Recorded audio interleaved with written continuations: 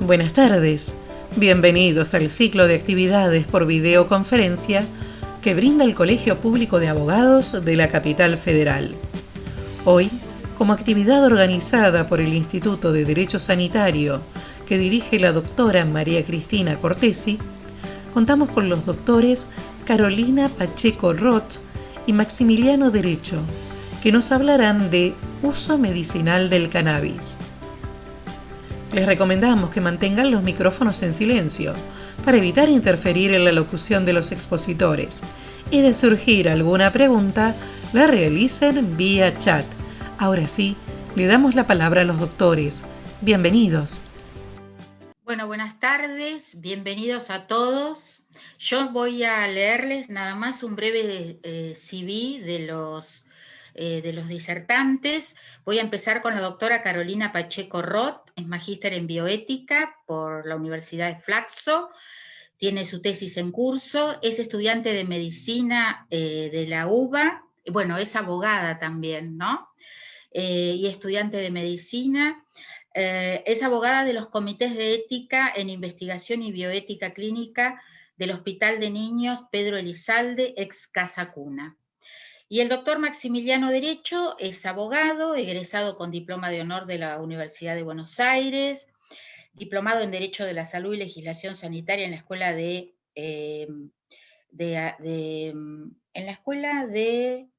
será de la Procuración del Tesoro, ¿no? Del Colegio, no, la Escuela de Abogados del Estado, perdón. Sí, es de la Procuración. Tiene maestría en farmacopolíticas de salud, fue asesor legal en ANMAT del 2002 al 2017, en que se incorporó a la Superintendencia de Servicios de Salud y a partir de junio de este año, del 2021, se desempeña como subgerente de estadísticas en la Gerencia de Gestión Estratégica. Es miembro desde su inicio o de su creación del Instituto de Derecho Sanitario, además es docente, expositor y moderador en cursos, congresos y seminarios a nivel nacional e internacional. Bueno, con esta breve presentación de un CV muy largo que tienen los expositores, les voy a dar entonces la palabra a ellos. Va a empezar la doctora Carolina Pacheco Roth. Bueno, muchas gracias, Cristina. ¿Me escuchan ahí? Sí. Creo que sí, ¿no? Perfecto. Muchas gracias, Cristina. Muchas gracias al colegio por brindarnos este espacio para la charla. Buenas tardes a todos. Voy a empezar a compartir pantalla.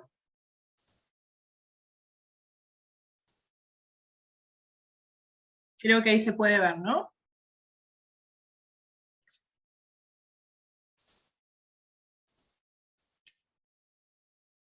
Ahí. Bueno, en esta primera parte de la charla voy a estar hablando un poco de la historia del uso medicinal del cannabis y del uso del cannabis en medicina, las implicancias que tiene en el ámbito médico, en medicina. Bien, para comenzar yo voy a decir unas breves palabras y voy a explicar qué es el cannabis.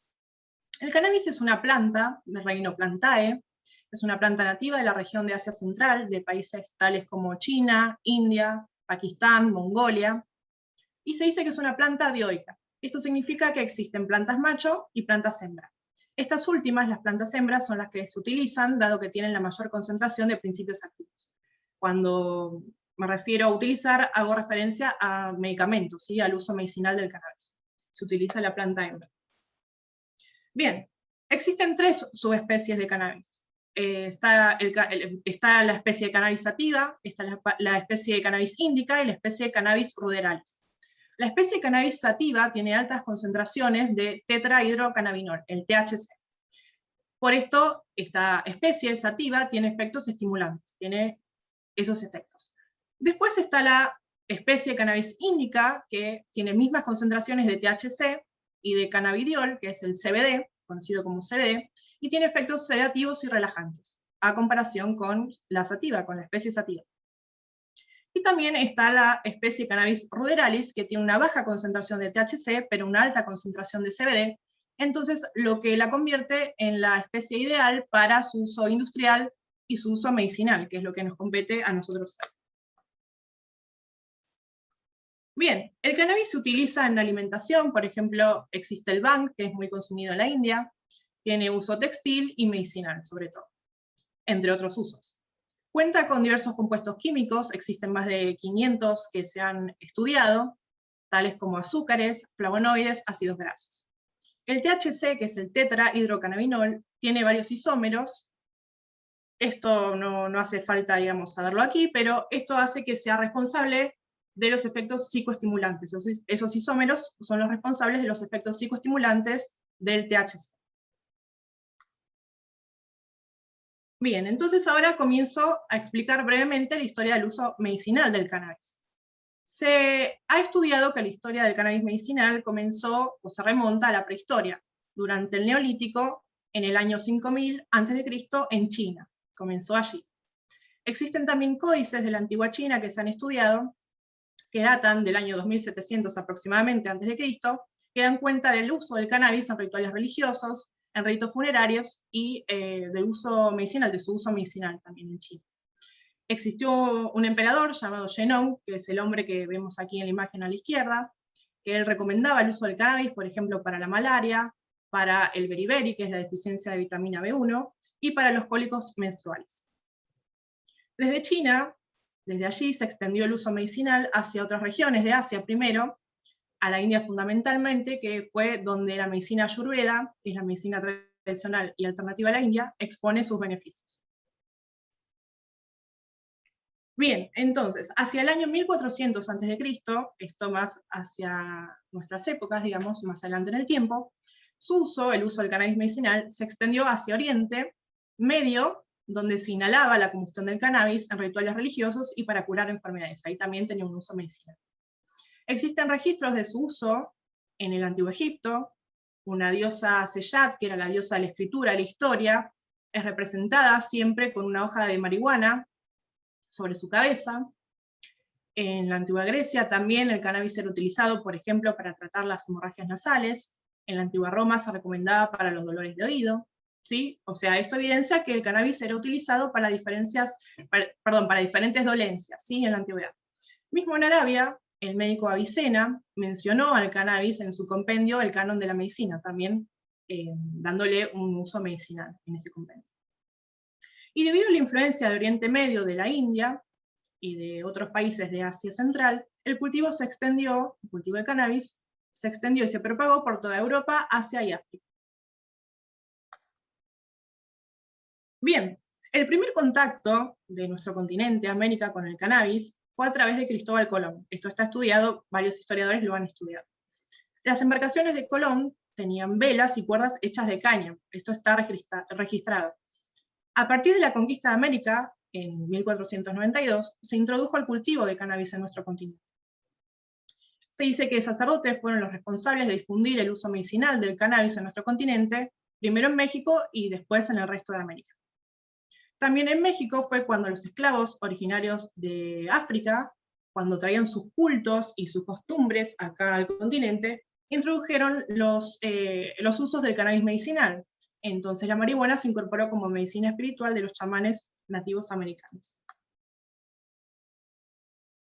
Bien, tiempo después, en el siglo XIX, un médico irlandés llamado William Brooke O'Shaughnessy observó el uso del cannabis medicinal en la India como analgésico, anticonvulsivo, antiespasmódico, y lo instaló en la medicina occidental tradicional. Fue a partir de sus estudios que se empezó a extender el uso medicinal del cannabis en Occidente. En el año 1861 se introdujo por primera vez en la cuarta edición de la Farmacopea de Estados Unidos el uso medicinal del cannabis al demostrarse que poseía efectos analgésicos. Esto también a partir del trabajo que había hecho O'Shaughnessy en la India. En Calcuta trabajaba él.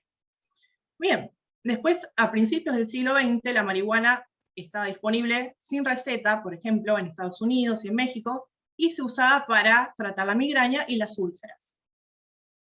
A partir del año 1930, el gobierno de Estados Unidos emprendió una campaña para prohibir el uso del cannabis medicinal, en realidad de cualquier forma de cannabis, y entonces se puso fin o se suspendió el uso medicinal que se venía dando en este país, en Estados Unidos, ¿sí?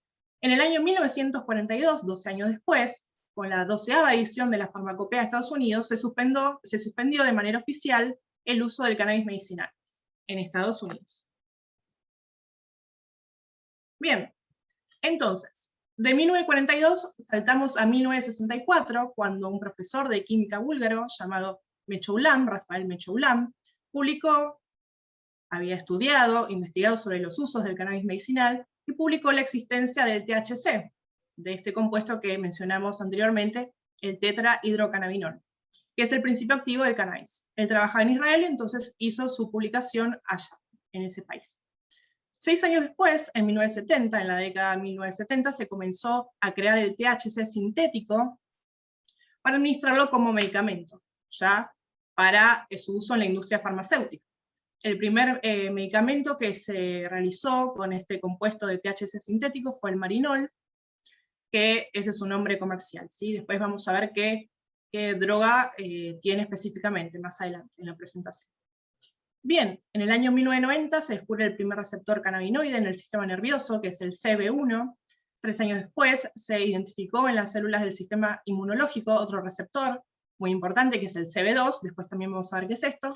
Y entre los años 1996 y 1999, 8 estados de Estados Unidos aprobaron las recetas de cannabis medicinal para tratar diversas patologías y más que nada el dolor, ¿sí? Servía para eso.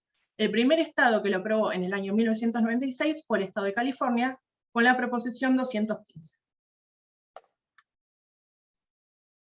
Bien, ¿y qué pasó en Argentina? Bueno, Manuel Belgrano, nuestro prócer, en 1797, promovió el cultivo del cáñamo y del lino, porque él decía que era para traer riqueza a la nación.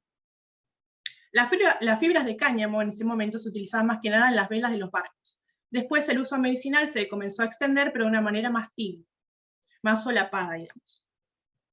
Hay registros también de preparados de cannabis medicinal en la Farmacopea Nacional Argentina, desde el año 1898, o sea, desde fines del siglo XIX, con la primera edición de la Farmacopea Nacional, hasta el año 1956, con la cuarta edición de la Farmacopea Nacional, y se conocían estos preparados, o la composición de estos preparados era denominada con el nombre de cáñamo indiano.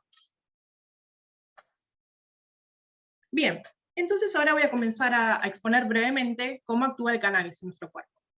En nuestro cuerpo existen diferentes receptores de cannabis que actúan cuando se introduce o se ingiere el cannabis. El sistema endocannabinoide es el conjunto de receptores que yo les comento ahora, se encuentra en el sistema nervioso central. Los receptores cannabinoides endógenos son conocidos como endocannabinoides. Y también existen, enzimas responsables de la síntesis y degradación. Existen 2 principales receptores en nuestro cuerpo, que son la anandamida y el 2-araquinodilglicerol, pero también están los receptores que yo les mencionaba anteriormente, que fueron descubiertos en 1990 y 1993, respectivamente, que son el CB1 y el CB2. El CB1, los receptores CB1, mejor dicho, están presentes en el sistema nervioso central y en el sistema nervioso periférico. Esto quiere decir que están presentes en órganos como el cerebro, los pulmones, los músculos, el tracto gastrointestinal, los órganos reproductivos, la médula espinal. En cambio, el CB2, los receptores CB2, se encuentran en el sistema inmunitario, en órganos como las amígdalas, el vaso y en los huesos y en la piel. Hay otros órganos de nuestro cuerpo que tienen receptores para tienen ambos tipos de receptores, CB1 y CB2. Esto es en el sistema inmune, en el hígado, en la médula ósea y en el páncreas. Bien, acá en esta imagen nosotros podemos observar los diferentes receptores CB1 y CB2 que se encuentran en los diferentes órganos del cuerpo. Bien, el THC, este compuesto activo de la planta de cannabis, tiene afinidad por ambos receptores que yo les comentaba, el C1 y el CB2. Aumenta la activación de estos receptores, pero es más afín al tipo CB1. Esto quiere decir que el THC tiene efectos psicoactivos y analgésicos. En cambio, el CBD tiene baja afinidad por el CB1 y el CB2, pero ejerce sus efectos a través de otros receptores, no cannabinoides. O sea que tiene efectos analgésicos, neuroprotectores, antitumorales y antiinflamatorios. Bien, ¿para qué patología se utiliza el cannabis medicinal?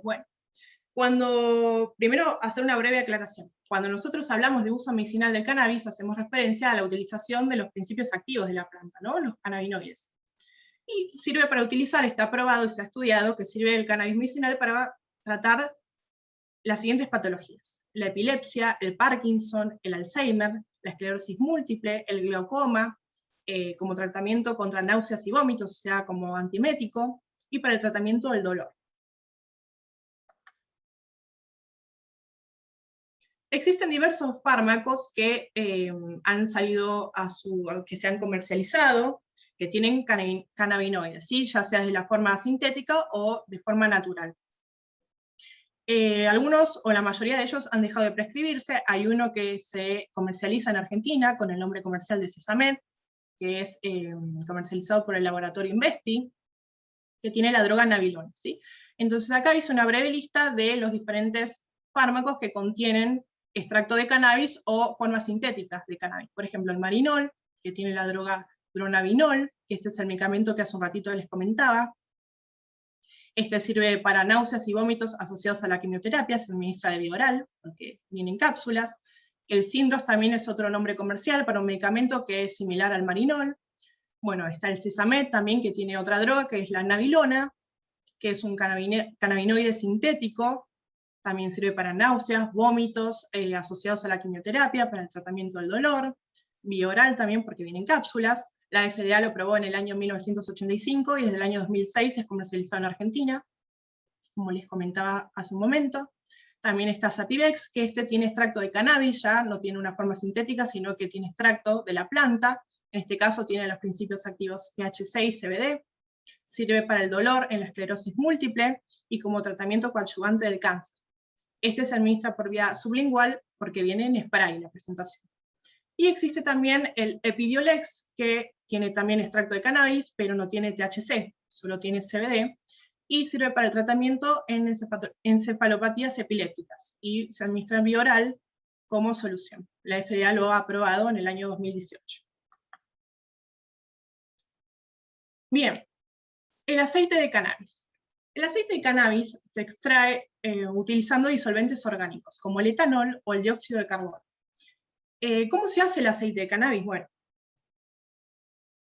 se maceran las flores de la planta hembra con el disolvente orgánico, se evapora esto en hornallas eléctricas, y al final de la evaporación queda una resina que tiene hasta un 75% de principios activos, que eso sirve después para administrar en los pacientes, ¿no? Los principios activos hacemos referencia a THC y CBD. Bien, el cannabis en medicina, el cannabis medicinal, como todo medicamento, tiene efectos adversos, ¿no? Tiene contraindicaciones y tiene interacciones también farmacológicas. Hay fármacos que disminuyen o interfieren en los efectos del cannabis, tales como la carbamazepina, que es un anticonvulsivo, el fenobarbital, que es un barbitúrico, la rifampicina, que es un antibiótico, etcétera, entre otros, ¿no? También hay drogas que aumentan los efectos del cannabis. Entonces están la claritromicina, que es un antibiótico, la eritromicina, que es otro antibiótico, el fluconazol y el miconazol, que son antimicóticos, y el ritonavir, por ejemplo, que es un antirretroviral. El cannabis también aumenta los efectos del alcohol y las benzodiazepinas, entonces es importante tener esto en cuenta al momento de prescribir a un paciente el cannabis medicinal, ¿no? Y también hay que tener en cuenta que el THC produce taquicardia, hipertensión arterial, congestión nasal, tos seca, broncodilatación o presión en el pecho. Los pacientes anticoagulados, por ejemplo, no pueden recibir CBD. Entonces, en caso de recetar o prescribir, ya sea algún medicamento con algún compuesto sintético de cannabis o con algún principio activo real de la planta de cannabis, no puede tener ese medicamento CBD, ¿sí? Nada más podría tener THC. Y también, si uno prescribe aceite, se debe analizar ese aceite después que se adquiera, a fin de establecer que no contenga restos de materiales pesados y de plaguicidas. Así que esto es muy importante saberlo, porque es peligroso, sería peligroso y contraproducente. Bien, entonces, ahora yo voy a dar una breve introducción al marco regulatorio en Argentina, voy a mencionar brevemente, porque después mi colega Maximiliano va a exponerlo en profundidad, en más a detalle. En el año 2017, voy a hablar de la situación en Argentina. En marzo de 2017 se sancionó la ley 27.350, que tiene como objeto establecer un marco regulatorio para la investigación médica y científica del uso medicinal, terapéutico y o paliativo del dolor de la planta de cannabis y sus derivados. Esto está en el artículo 1 de la ley. Después, ese mismo año, en el mes de octubre, se sancionó la disposición 10.874 del ANMAT, que aprobó el régimen de acceso de excepción a medicamentos no registrados, también llamados antes de uso compasivo, ¿no? Y el año pasado, en el año 2020, en el mes de noviembre, se sancionó finalmente el decreto reglamentario 883 de la ley 27350. Esto ahora Maximiliano lo va a explicar mejor. Bueno, muchas gracias. Bueno, muchas gracias. ¿Me escuchan bien ahí, no? Una aclaración por las dudas, por si lo ven raro, me van a ver en pantalla por un lugar y el audio por otro, por una cuestión de conectividad nada más.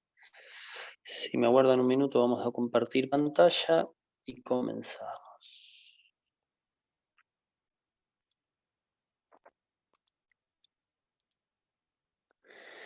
Bien, bueno, como explicó Carolina, me sirve mucho de pie para poder comenzar con el marco regulatorio. La idea es poder contar un poco la evolución de ese marco regulatorio en Argentina y también, de algún modo, aquí apuntaba la ley, cuál fue tal vez una primer visión o una primer regulación que hubo sobre el tema y el cambio que podemos decir que hay en cuanto a la concepción con relación a estos productos a partir de 2020 en adelante, sobre todo si se quiere también un poquito antes también.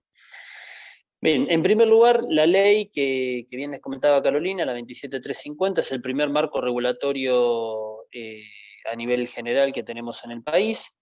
Lo que busca es regular la investigación médica y científica del uso medicinal. Van a ver que habla de dos cuestiones la ley: el uso medicinal a título terapéutico y también como paliativo del dolor, y por otro lado la investigación en el uso de este tipo de productos, o sea, del cannabis y sus derivados, ¿sí? Siempre cuidando de promover el cuidado integral de la salud.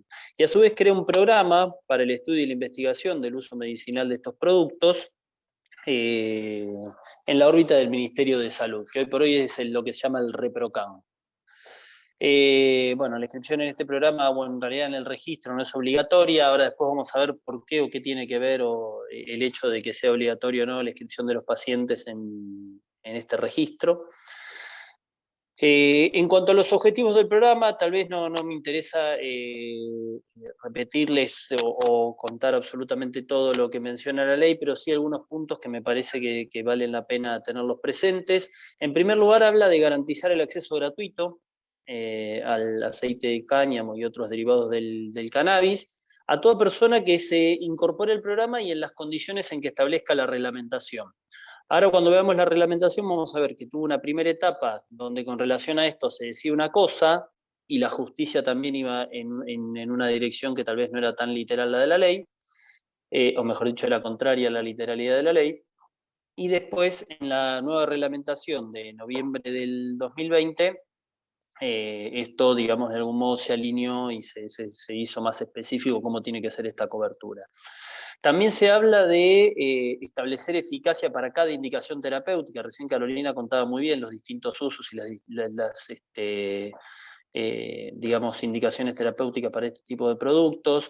Hoy por hoy les diría que mayormente se está usando mucho en epilepsia refractaria, donde pareciera haber un consenso médico muy instalado, y es verdad que todavía falta avanzar o desarrollar un poco más, pero pareciera ser muy promisorio en temas como Parkinson,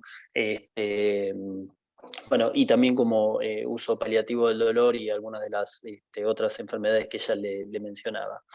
Y se apunta también a una universalización del acceso a este producto, y también habla o menciona conceptos tales como cobertura adecuada y completo seguimiento del tratamiento en la población. Si vamos al decreto reglamentario, vamos a ver que habla de acciones de promoción y prevención dirigidas a los equipos de salud. También hay un tema con el cannabis que ha evolucionado mucho en el último tiempo, que es el vencer los prejuicios de entender que el cannabis es una droga prohibida para uso recreativo. Entonces empezar a ver en la planta de cannabis con una función, o mejor dicho, como algo distinto de lo que podría ser un porro, por decirlo de esa manera, y que a su vez tiene otros efectos y no necesariamente tiene efectos nocivos. De hecho, quienes lo usan dicen que han notado cambios considerables, o por lo menos yo conozco bastante en el ámbito de lo que es epilepsia refractaria, dice que reduce mucho los episodios y la gravedad de esos episodios. Y a su vez partimos de unos antecedentes en términos legislativos donde tenemos esta sustancia como dentro de las sustancias prohibidas y asociadas al narcotráfico, con lo cual separar estas dos cuestiones es algo que también, digamos, es a lo que apunta o a lo que ha ido evolucionando la reglamentación. Se habla también de aprobar guías de asistencia, tratamientos y accesibilidad basadas en la mejor evidencia científica disponible. Esto lo señalo también porque pareciera ser que en el nuevo decreto y no tanto en la reglamentación anterior se apunta más a ampliar el uso de este tipo de productos o ir viendo nuevos o generando más evidencia científica en términos de nuevos usos o de aplicaciones para otras patologías donde todavía tal vez no haya tanta información.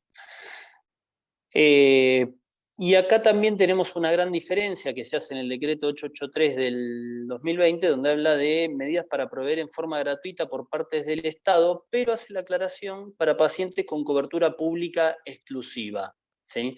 En el caso que los pacientes tengan algún tipo de otra cobertura explícita, como sería obras sociales sindicales nacionales, obras sociales provinciales, algún organismo como podría ser el PAMI u obras sociales autárquicas, no sé, la Dirección de Asistencia Social del Congreso, o entidades de medicina prepaga.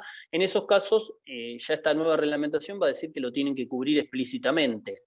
¿Qué es lo que pasaba con el decreto anterior? El decreto 738 del 2017 hablaba de provisión gratuita para pacientes inscriptos en el programa, en el registro, que además hay que ser también honestos, el registro, si bien hablaba de una inscripción para pacientes, durante mucho tiempo no tenía productos para entregar, con lo cual tampoco cumplía en cierta forma esa función, pero para pacientes no inscriptos decía que lo tenían que adquirir bajo su cargo.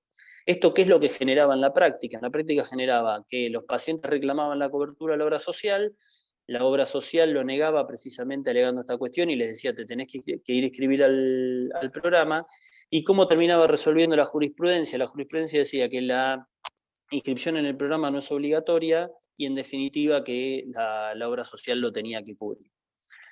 Es más, incluso antes de que salga esta normativa donde les pone la responsabilidad en forma explícita de tener que cubrir estos productos, les diría que en la práctica la gran mayoría de las obras sociales en el último tiempo, al principio la cobertura era más a través de amparos o de judicialización para obtener el acceso, pero eso después fue modificándose y creería que salvo, o por lo menos lo que yo he conocido, salvo algunas cuestiones como puede ser el IOMA o el PAMI, que todavía creo que no lo están cubriendo, en general las obras sociales lo empezaron a cubrir sin necesidad de judicializarlo, entendiendo también que, y si bien esto no hay un informe o un estudio más pormenorizado, pero entendiendo de que en principio sería una terapia costo efectiva en el sentido de que no solo mejora la salud del paciente, sino que a su vez, en términos de costos para el sistema de salud, termina ahorrando costos por las menores intervenciones, o sea, las otras intervenciones que se ahorra el sistema, porque al tener menos episodios,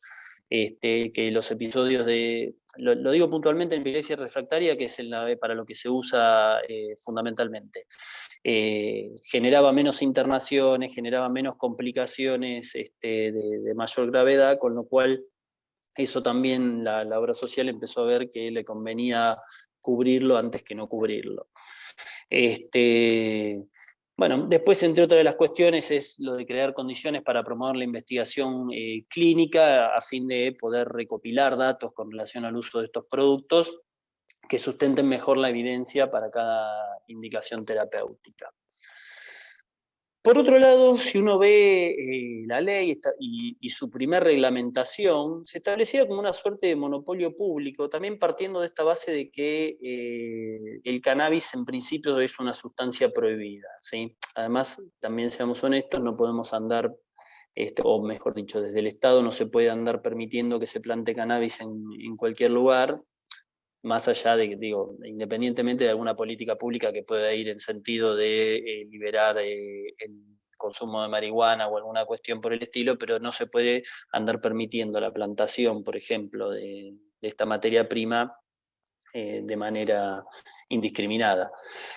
Si uno veía la ley, lo que hablaba es como una suerte de monopolio público en el manejo de esta sustancia, donde, por ejemplo, el cultivo se podía autorizar al CONICET o al INTA, aparecía el Ministerio de Seguridad en el primer decreto como para establecer las condiciones de habilitación de predios. De hecho, hubo un primer proyecto en su momento, en 2019, que para la provincia de Jujuy, donde hay una habilitación de un predio por el Ministerio de Seguridad. Esto se modifica en el último decreto y ya no figura más el Ministerio de Seguridad. También se hablaba de convocar al Ministerio de Agroindustria para diseñar y ejecutar los planes de producción, que esto también en el nuevo decreto ya no se menciona. Se habla del Instituto Nacional de la Semilla para regular las condiciones de producción. En ese sentido, el Instituto Nacional de la Semilla sigue teniendo intervención en ese tipo de cuestiones. Y se ha hablado mucho de priorizar o fomentar la producción a través de laboratorios públicos que están regulados o, digamos, nucleados en la Administración Nacional de Laboratorios de Producción Pública, que es la ANLAP. Eso sigue siendo así, si bien si uno ve los proyectos, y ahora al final la idea es mostrarle solamente como para que los tengan mencionados, los distintos proyectos que se fueron aprobando en el último tiempo, vamos a ver que en realidad se ha ampliado no solamente a organismos o laboratorios de producción pública, sino también a algunas empresas privadas.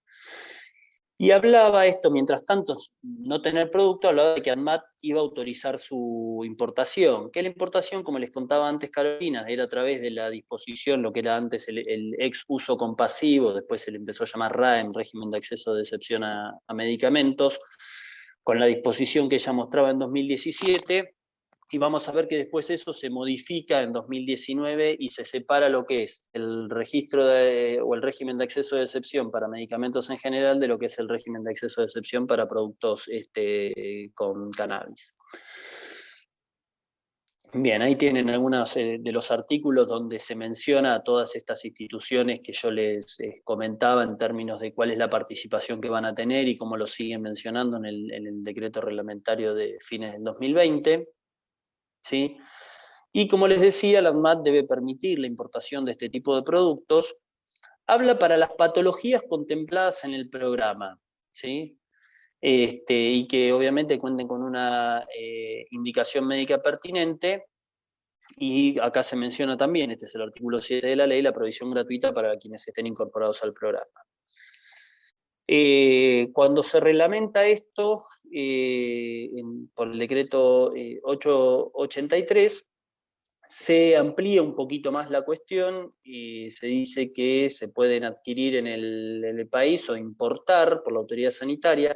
También habla en lo que para mí es un error en esta reglamentación, que es permitir las formulaciones magistrales elaboradas por farmacias u otras presentaciones que en el futuro se establezcan. Acá se menciona de vuelta lo que les decía, que quienes no tengan una cobertura explícita de salud lo van a tener cubierto por el Estado, pero quien sí la tenga la va a tener cubierta a través de su financiador. Lo que les decía de las formulaciones magistrales, otra de las cuestiones que se quiso hacer, y acá también hay alguna suerte de cambio de paradigma en la última reglamentación, es evitar la criminalización de quienes estaban en Mamá Cultiva y en ese tipo de cuestiones, que también van a decir que se tienen que inscribir en el registro para poder hacer esas actividades. Entonces la idea es que quien quiera poder hacer el autocultivo para consumo medicinal de esta sustancia no tenga que afrontar, como hubo algunos casos en el pasado, algún tipo de reprimenda penal. Desde ese lado me parece que es positivo. Ahora yo lo que me parece que hay que, o por lo menos esta es una posición personal, no creo que sea muy bueno. Recién Carolina contaba en términos de producción de estos productos, las trazas de componentes no deseados que podrían tener, o algunos controles de calidad que para mí estos medicamentos deberían tener, que no es lo mismo en el caso de una especialidad medicinal elaborada por un laboratorio sujeto a determinados controles de calidad y con determinadas especificaciones técnicas, que lo que se puede hacer de manera casera en la casa de cada uno, y también en términos de formulaciones magistrales de farmacias, porque no tienen controles de calidad ni tampoco una mayor seguridad sobre la formulación del producto. Eso me parece que es entendible aceptarlo como una situación, o como, o sea, digo, está bien no penalizar a quien lo hace, y tal vez tenía más sentido que se haga de esa manera en otro momento donde no había tanto acceso a productos, pero no me parece bien que de algún modo desde la reglamentación se fomenten este tipo de situaciones en el contexto actual, donde sí se consiguen productos que están, digamos, autorizados para ese uso y elaborados por un elaborador registrado y habilitado específicamente. Bien, como les decía, se crea el Registro Nacional Voluntario, no es obligatorio para poder inscribirse. La idea es que quienes hagan autocultivo estén inscritos acá como una suerte de cobertura frente a estas situaciones que yo les comentaba. Se crea el ReproCan, ¿sí?, que funciona en el Ministerio de Salud. Y bueno, la idea es que los pacientes puedan acceder a un cultivo controlado y que se les otorgue una autorización.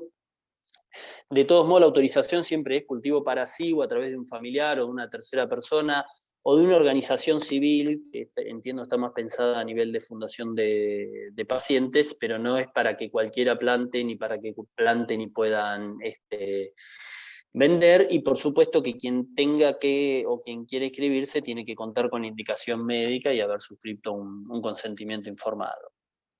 A su vez, la ley crea un consejo consultivo honorario, ¿sí?, donde está integrado por distintas instituciones, asociaciones y organizaciones no gubernamentales, tanto del sector público como del sector privado. Esto lo reglamentaron, lo modificaron también en la reglamentación del año pasado, y hoy por hoy son 15 miembros titulares y 15 suplentes, donde están representados el Ministerio de Salud, el CONICET, la ANMAT, la ANLAP, el Instituto de Tecnología Agropecuaria, el Consejo Interuniversitario Nacional. Hay 6 representantes por asociaciones civiles que están vinculadas con la temática del cannabis, la Defensoría del Pueblo de la Nación, la Comisión Nacional de Evaluación de Tecnologías Sanitarias, que funciona dentro del Ministerio de Salud, y el Instituto Nacional de la Semilla. ¿Sí? ¿Cuáles son las funciones para las cuales está previsto este Consejo Consultivo? Constituirse un espacio de consulta y participación activa de la sociedad civil en esta temática del uso del cannabis, promocionar e impulsar propuestas tendientes a mejorar y facilitar los propósitos del programa, facilitar y estimular los vínculos y el intercambio de información entre laboratorios y centros de investigación, tanto en el ámbito nacional como regional, participar en la orientación y la auditoría social, que entiendo que esto sería más a través de las asociaciones civiles en los avances del programa, y por supuesto difundir material y contribuir a generar un acceso a información pública sobre este tipo de productos, que no dejan de ser productos nuevos que escapan tal vez a la lógica de los productos más tradicionales.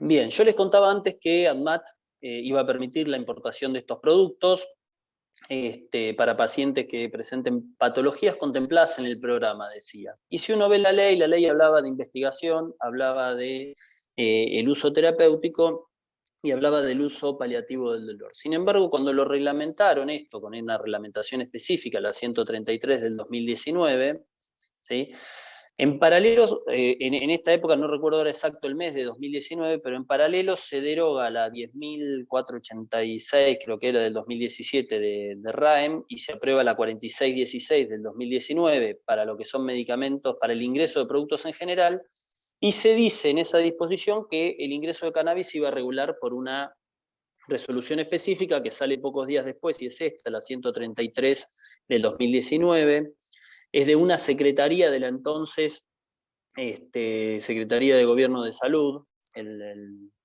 si se quiere, entre comillas, degradado Ministerio de Salud. Lo que hace es aprobar un régimen específico. No sé, no tengo muy claro por qué, pero lo limitan exclusivamente a epilepsia refractaria o investigación científica, con lo cual si un paciente lo tuviera prescripto para alguna otra indicación no estaría contemplado dentro de esa normativa. habla de cuando no existan registros sanitarios en el país o cuando dichos productos estuvieran en fase de investigación, tienen que estar prescriptos, o mejor dicho, tenían en esta normativa que estar prescriptos por especialistas en neurología infantil, y se habilitaba que para las instituciones públicas, las autoridades sanitarias, la seguridad social, las obras sociales, las entidades mutuales, las entidades de medicina prepaga, que se pudiera que alguien pudiera solicitar el ingreso en carácter de gestor de los trámites de pacientes, ¿sí? Y a su vez pedía que el ANMAT mantenga una nómina de pacientes que accedan a estos productos y a su vez una nómina de médicos que son los que lo prescriben. También mencionaba que el ANMAT podrá solicitar información actualizada y disponible sobre el uso y comercialización del producto. A mí algo que no me deja de llamar la atención, que sí está exigido en la otra norma que les decía para los demás productos, es que piden el registro en origen. Y en este caso no piden el registro en origen, con lo cual pareciera haber como una suerte de gris ahí de qué producto se podía entrar o no. Les pongo un ejemplo. En su momento, no sé si al día de hoy sigue entrando o no, pero había un producto que era Charlotte Web, que de hecho es uno de los primeros que se empezó a comercializar, que es un producto que estaba registrado en un estado de Estados Unidos, creo que estaba como suplemento dietario o alguna categoría medio híbrida sin llegar a ser medicamento, pero que no estaba registrado por la FDA de Estados Unidos, y de hecho tenía un warning de FDA donde ellos decían que no autorizaban su uso. Con lo cual, con la normativa anterior pareciera que ese producto no podía entrar, si bien también entraba, y con esta normativa pareciera que ese tipo de situaciones estarían contempladas. Bien, este año se deroga la resolución 133 que les comentaba, se aprueba el nuevo régimen de excepción con una lógica similar. En este caso no limitan a la patología, hablan de tratamiento de un paciente individual, pero no lo limitan a epilepsia refractaria, y por supuesto mantienen lo de investigación científica. Hablan de cuando no existan registros sanitarios en el país, y esto resulta muy relevante porque precisamente lo que hay hoy por hoy es un registro sanitario en el país, ahora lo voy a comentar un poco más. Y como les decía, es para las patologías que revistan evidencia de la calidad metodológica determinada por el Ministerio de Salud. Entonces, ni está exclusivamente acotado a lo que es epilepsia refractaria, ni tampoco es que para cualquier cosa puede ingresar, sino que lo que dice es que tiene que ser para patologías donde haya cierto grado de evidencia que el Ministerio de Salud considere válido. Lo cual me parece que es bastante más razonable que lo que ocurría previamente. Y no limitan la prescripción a un perfil médico en particular, sino que médicos que estén debidamente autorizados para ejercer por la autoridad sanitaria competente, siempre bajo su exclusiva responsabilidad respecto de la calidad, seguridad y eficacia del producto, porque es un producto, recordemos que este régimen es para productos no registrados en el país, lo pueden prescribir. Bien, lo que va a decir esta reglamentación es que la importación va a hacerse conforme lo que disponga el ANMAT oportunamente. La realidad es que el ANMAT al día de hoy no ha emitido todavía una disposición reglamentaria con otros requisitos. No tengo muy claro que sea tan necesario que lo haga, pero posiblemente lo haga. La cantidad de tratamiento que se autoriza a ingresar, eso se mantiene igual que en la norma anterior, que es hasta el tratamiento para hasta 180 días corridos. Esto está pensado para que el paciente, siendo productos que tiene que traer de afuera, no tenga que andar haciendo un trámite de ingreso específico de importación de productos, sobre todo que algunos productos son un poco complejos por algunos requisitos de origen para traer, con lo cual le permiten que puedan traer tratamiento para 6 meses. Se mantiene también la nómina de pacientes y de médicos prescriptores.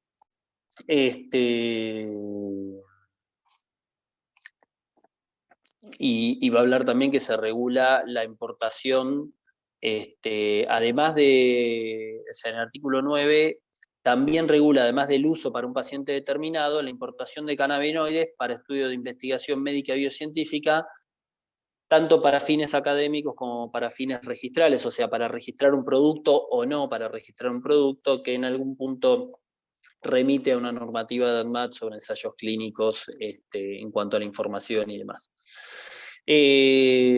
Vuelve a reiterar que la ANMAT puede pedir información actualizada y disponible sobre el uso y la comercialización de este producto, pero sigue sin pedir registro en origen.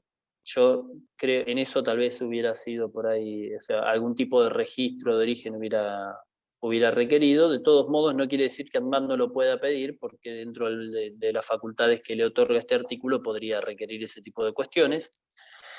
Y lo que sí agrega es que en caso que haya un registro de un producto, pero los pacientes ya estaban consumiendo otro al momento de que esté ese producto disponible, permite la continuidad de tratamientos con el producto anterior. Les diría que hoy por hoy digamos, el ámbito de aplicación de esta resolución ha quedado residualmente a esta cuestión, porque ya no recuerdo exacto la fecha, creo que fue fines del año pasado, se registró el primer producto con cannabidiol en Argentina, el primer producto registrado a nivel nacional, que es que ven en pantalla. No es mi intención hacerle propaganda, ni mucho menos, simplemente lo muestro porque es el único que existe al día de hoy, con lo cual, estando este producto registrado, no podrían ingresar otro producto por el régimen de excepción de productos canábicos, salvo que hubiera alguna cuestión puntual, como puede ser algún efecto adverso con esta marca en particular, o lo que les comentaba antes, la continuidad con tratamientos que venían usando anteriormente. La idea es que no tengan que cambiar o que no tengan que hacer el switch de marca entre tratamientos. Y como para mostrar un poco, no viene al caso, digamos, describir el detalle fino, pero sí para que vean ahí y tengan alguna idea desde... en 2019 lo único que hubo es una iniciativa incluso bastante dudosa, la verdad que no tengo muy claro bien el alcance de eso ni cómo evolucionó después.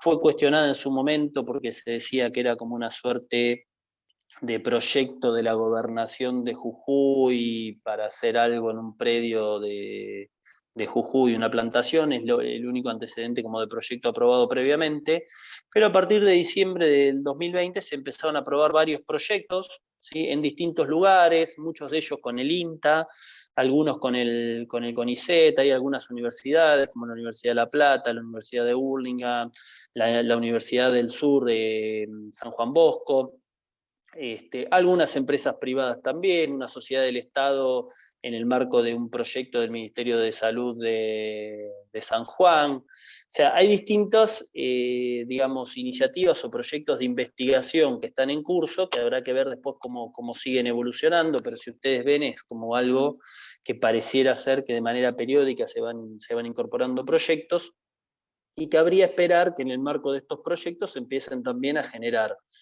nueva información científica sobre el uso de los productos, e imagino yo también nuevos productos que eventualmente se van a terminar registrando, sean tanto para el uso dentro del sistema público, o mismo para la provisión dentro del programa de la ley, como tal vez productos para su uso en el sistema privado o a través de la cobertura de obras sociales y entidades de medicina prepaga.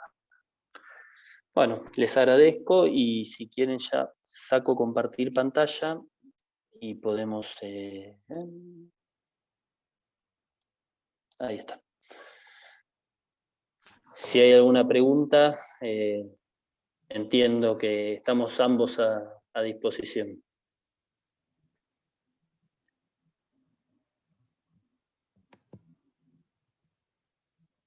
En el chat no hay preguntas, pero pueden hacerla, hay tiempo para hacerla.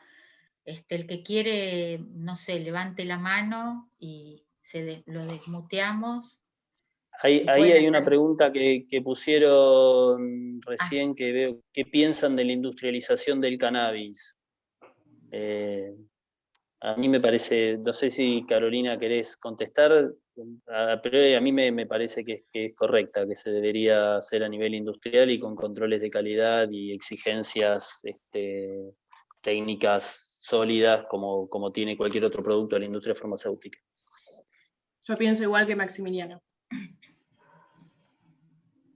Sí, tal vez lo que sí aclararía, que creo lo dije recién en la charla y lo repito, yo no estoy, no me parece correcto, sí me parece correcto no judicializar a quien cultiva, a quien hace autocultivo en la casa, y habilitar esos usos en el caso de los pacientes que así lo elijan o que les parezca la mejor opción. No me parece ni que se fomente eso, ni que se habilite la formulación magistral en farmacias. Y agrego que tampoco tengo muy claro cómo lo harían las farmacias, porque no queda claro cómo conseguirían la materia prima, por ejemplo, para hacerlo.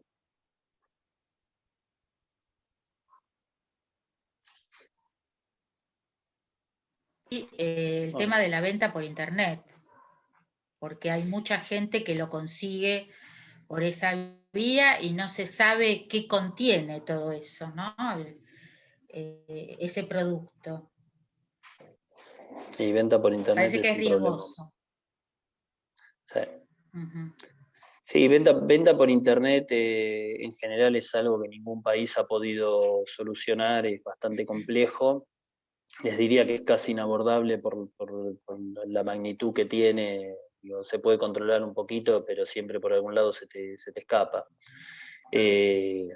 Tal vez para mí el tema con Internet es más una concientización a la sociedad en términos de dónde conviene, o puntualmente con relación a este tipo de productos, qué productos son los seguros para utilizar para estas cuestiones. Pero sí, por supuesto que es un problema si se pueden adquirir por esa vía. Ahí veo que preguntan también cómo está actualmente el uso de cannabis para el uso de la artrosis y o su aplicación por obras sociales. Toda tuya, Carolina. Ahí estoy. Para la artrosis todavía no está estudiado. Sí se ha estudiado para otras patologías como el Alzheimer, el Parkinson, si bien se utiliza más para la epilepsia refractaria, todavía no se ha investigado sobre esa patología en particular.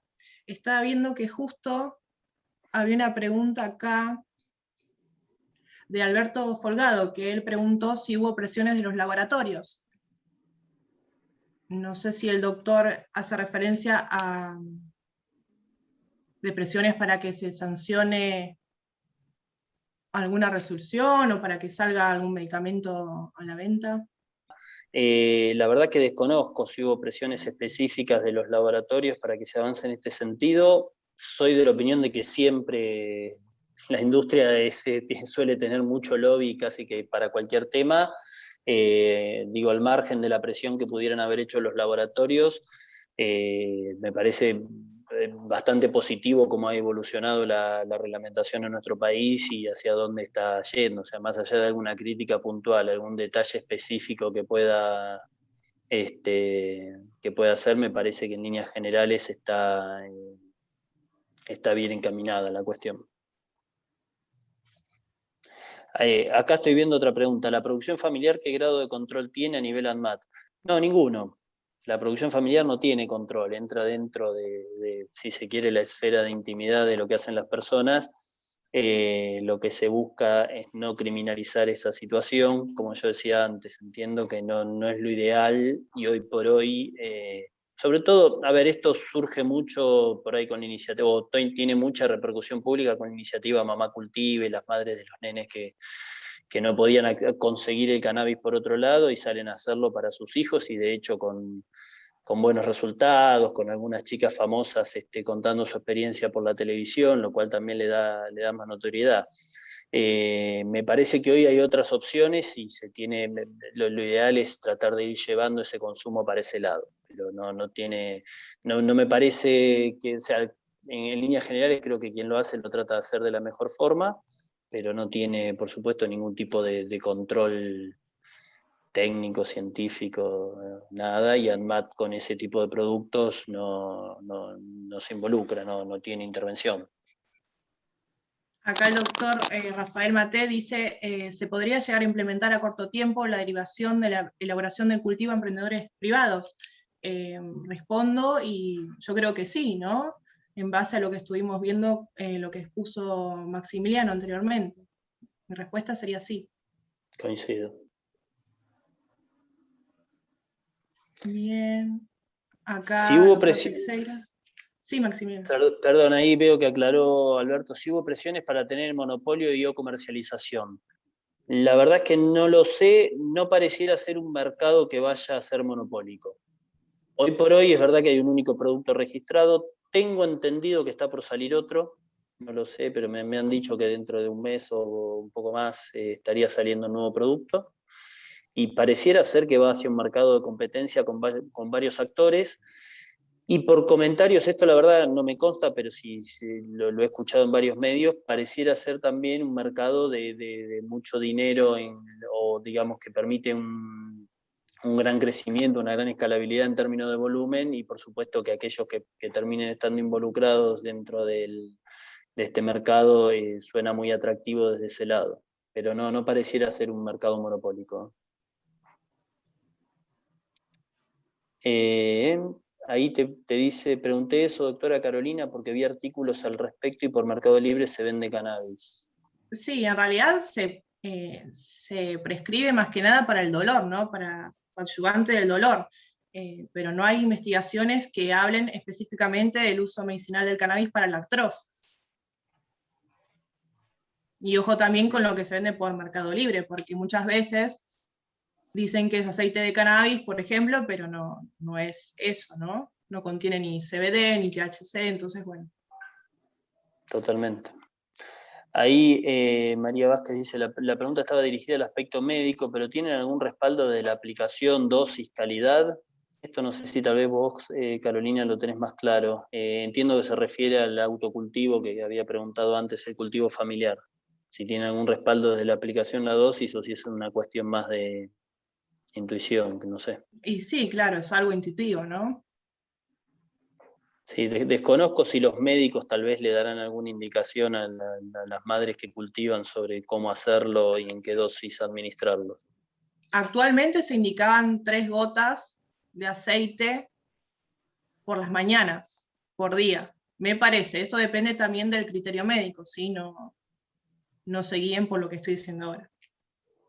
Cada Bien. paciente es distinto, entonces, como cada paciente es distinto, tiene una patología distinta y tiene que recibir una dosis también distinta, ¿no?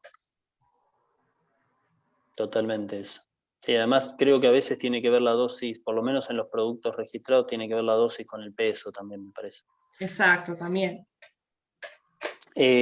¿Cómo cree, esta es una linda pregunta de Rafael, ¿cómo cree usted que sería el control del cultivo a empresas privadas o incluso a pequeños productores rurales? Y bueno, creo que es un gran desafío, todavía no está resuelto, pero me parece que hay que tratar de encontrarle la forma antes que pensar en alguna cuestión más restrictiva, que es lo que históricamente hemos tenido. O sea, digo, me parece que hay que tratar de sacar a la planta de marihuana del prejuicio del narcotráfico para empezar a pensarla desde otro lado.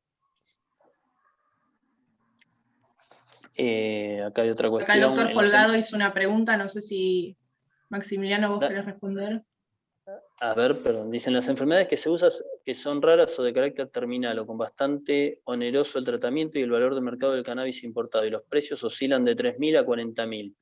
¿Quién asume el costo para la provisión al paciente? Bueno, esta es una de las grandes novedades de la reglamentación de fines del año pasado. Dice explícitamente que el costo lo asume la cobertura de salud que tenga la persona, cobertura de salud, o sea, para decirlo de manera resumida, obra social, entidad de medicina prepaga, obra social puede ser obra social provincial, nacional, el PAMI o algún ente de las obras sociales autárquicas que existen, no sé, el IOFA, la del Congreso, y si no tiene ningún tipo de cobertura explícita el paciente, lo tiene que asumir el Estado. En principio entiendo que el Estado Nacional, mi sensación es que a la larga va a terminar siendo también una cuestión de los ministerios de salud provinciales, o de algún modo va a quedar descentralizada la cuestión. Pero sí, o sea, de algún modo o la gran diferencia, si se quiere, en la nueva reglamentación es que fue bastante explícita en este sentido. Bueno, nos agradece Oscar. ¿Existe en otros países la elaboración del cultivo de cannabis a pequeños productores rurales y en caso afirmativo, cómo es? Yo la verdad no tengo información, no sé Carolina si vos sabés. Sí, existe, pero eso me parece que es tema ya para otra charla, ¿no? Para una segunda charla. Muy buena pregunta para tratarla en una segunda charla. Bien. Si está incorporado al PMO, no. No, en realidad les diría que es un gran ni, porque no está incorporado. A ver, esta pregunta tal vez amerita alguna explicación un poquito más específica. Nosotros tenemos el último PMA aprobado del año 2004, y no se actualiza la resolución del PMO. En realidad se le han actualizado algunas cuestiones, se le han metido parches, algunas cuestiones tal vez hasta muy controversiales, pero después lo que sí hemos tenido son muchas leyes o estatutos especiales donde se han incorporado coberturas obligatorias que entran, llamémosle por la ventana, entre comillas, algunas más justificadas y otras menos justificadas del aspecto científico, pero para mencionarles algunas, no sé, tenemos fertilización asistida, obesidad, diabetes, electrodependientes, enfermedades poco frecuentes, hace poquito ¿cómo es la mucofibrosis quística? Hay un montón de cuestiones. Bueno, cannabis, en algún punto, si ustedes ven esta ley, estarían garantizando una cobertura obligatoria, porque dice que los prestadores, o mejor dicho, los financiadores de salud la tienen que cubrir. No estaría formalmente en la resolución de PMO, pero en definitiva terminaría teniendo la misma lógica. Bueno, nos dice Leandro que estaría bueno que desde el Estado los medios de comunicación informen de esta manera. Yo creo que es un tema donde hay de todo, o sea, hay en algunos lados, o sea, es un tema que en el último tiempo ha ganado en repercusión pública y hay informadores de todo tipo, hay gente que informa muy bien y hay gente que llena espacio en los medios nada más, pero bueno, la idea sería que esto también de algún modo se comunique siempre de la mejor manera, especialmente a los pacientes o a las familias de los pacientes que lo consumen. Bueno, nos agradece María. No sé si hay alguna otra pregunta. Si no, les agradecemos nosotros la atención y la participación. Muchas gracias. Esperamos haber cumplido las expectativas de quienes se anotaron para informarse sobre este tema y bueno, la idea era transmitir un poco lo que desde nuestro lado conocíamos sobre esto. ¿Se trabaja en colaboración con alguna institución de otro país o gobierno extranjero? Desconozco, creería que no. No sé si Carolina tiene alguna información. Bueno, en 2018 acá se empezó a hacer un estudio de investigación con aceite de cannabis que es otorgado por un laboratorio canadiense. Empezó en el Garrahan y después se empezó a descentralizar en otros hospitales del país. Bien. Fue una Sí, especie, no sé, digamos, de colaboración. Perfecto. No sé si será el mismo, pero por ejemplo el que se registró acá, antes el mismo laboratorio antes lo importaba también de Canadá mediante la vía del régimen de excepción. Sí. Desconozco si será el mismo producto que usaron en el estudio. Creo que era el mismo. No estoy segura, pero creo que era el mismo. Bien. Bueno, les agradecemos por nuestra parte. Perdón, Maxi, ahí arriba está la Dale. pregunta de Rafael Mate, que había pedido que esperemos. Dice, no es una pregunta, dice, sería fundamental una charla de la venta de pequeños productores de cannabis. Bueno, lo tomamos como inquietud para el instituto, Cristina. Sí, cómo no. Y acá está la pregunta. Dice, la pregunta tiende a saber o conocer si todo lo charlado puede llegar a tener un fin comercial. Creo que no hay dudas que va a tener un fin comercial esto. O sea, digo, a ver, o sea, no lo digo peyorativamente, por supuesto que tiene un fin terapéutico y de hecho es uno de los productos que quienes lo usan dicen que tienen muy buenos resultados, por lo menos en lo que se conoce ahora pareciera ser un producto con buenos resultados, cosa que no siempre se da en los nuevos productos que se registran en la industria farmacéutica. Y por supuesto que la comercialización de estos productos tiene un fin comercial y hay un negocio de fondo donde seguramente los actores que comercializan este producto están apuntando a ganar un mercado muy, muy atractivo. Pero bueno, no sería distinto de cualquier otro medicamento que se registra. De hecho, hay medicamentos que para enfermedades, no me quiero ir de la charla porque no es puntualmente tema de esta charla, pero productos que ingresan para enfermedades muy de nicho, muy de baja incidencia, que entran a costos siderales, el último a $2 millones el tratamiento, con unas ganancias terapéuticas que no son, o sea, con efectos que les diría que no, en términos de efectividad no se comparan tal vez con este tipo de productos que salen bastante menos. Bueno, también se plantea la misma cuestión y me parece muchísimo más cuestionable en el otro caso. Bien. Bueno, ahí les pasan el link de la actividad. Después la charla queda grabada, sí. La van a subir Sí. al canal de YouTube del colegio. Respondiendo acá la pregunta del doctor Duffy. Bien. Bueno. Muchas gracias a todos. Gracias Cristina. en nombre del instituto, también a Maxi y a Carolina, y gracias a todos ustedes por el interés en este tema.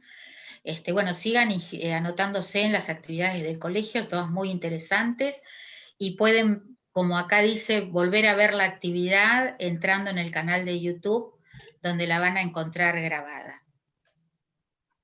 Gracias. Bueno, muchas gracias a todos.